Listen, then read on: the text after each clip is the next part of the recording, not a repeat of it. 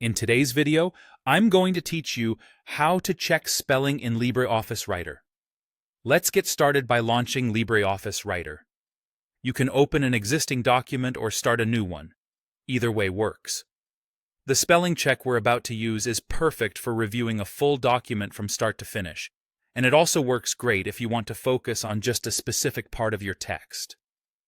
Here's a helpful tip before we open the tool. If you want to check only a particular section, select that text first.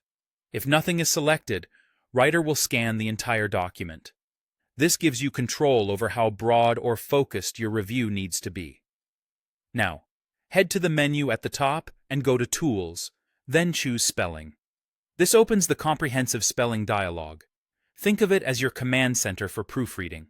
It will guide you through each potential issue one by one so you don't miss anything. Once the dialog is open, Writer will highlight the first unrecognized word. You'll see the word in context, along with a list of suggestions. This step-by-step approach is intentional. It lets you concentrate on one decision at a time without losing your place in the document. If your text is lengthy, don't worry. The dialog keeps track and moves through the document systematically until everything has been reviewed. When you see a mistake, choose the correct suggestion and click Correct to fix just that one instance. If the same error appears multiple times, maybe a repeated typo or a consistent misspelling, use Correct All to apply the fix everywhere at once.